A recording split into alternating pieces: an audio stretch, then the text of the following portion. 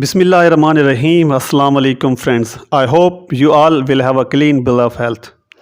Today's video is going to be a very special video. As you know, PPSC has announced the post for the lecturers of the different subjects few days ago.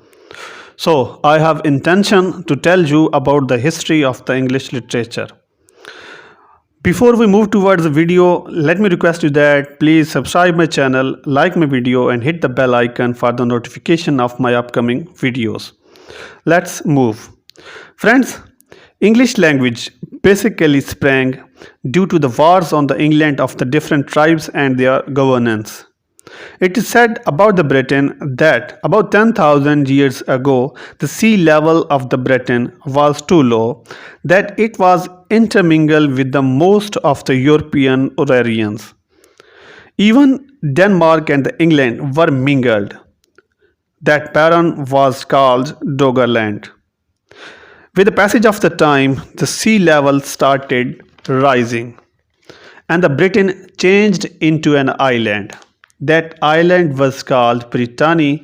Historians say that the Britain is changed form of the Britannia. A Celtic tribe used to live there. They used their own Celtic language. In the 1st century, Romans subjugated the Britannia and renamed it as a Britannia. They spoke the Latin language, and so the people of the Britannia had to learn the Latin language to link with the nobles. Governing the Britannia for almost about 300 years, they were grown weaker enough to be conquered. After that, the South European tribe, Angles, Jutes, Denmark and Saxons arrived there. They were also called the Germanic tribes. They migrated from the Germany. Their main aim was to loot the people. But just after defeating the Celtics, they started living there. The main thing which is to be noted that they convert the Celtic language into Anglo-Saxon or Old English language.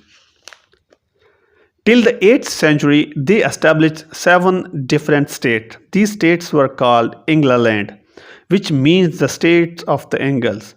And later on, England was converted into England.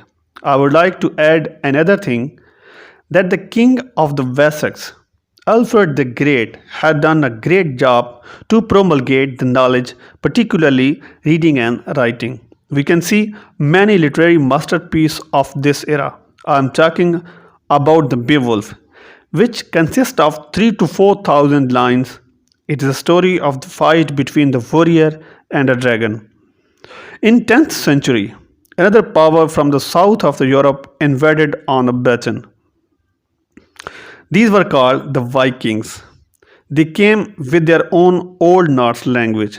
This language gave many new words to Old English, and even today many words are included in the modern English. In 1066, another power assaulted, which was the army of the William the Conqueror. They defeated King Harold. With the arrival of the William the Conqueror, it was the end of the Anglo-Saxon era. William the Conqueror was basically from the Normandy of French territory. He used to speak French, and thus the new official language being introduced in Britain. So in the courts and other offices, French was used, but in the churches and the other religious places, it was the Latin which was being used. But the common people used to speak Old English. This is the reason why the English language has a vast collection of the words rather than any other European language. With the invention of the printing press in 1440, a golden period for the English language started. Shakespeare, along with the other writers, gave a rebirth to English language. Particularly about the Shakespeare, it is said that he gave the thousands of the new words to English language. As a Britain got hold of the most part of the world, the same language had been circulating.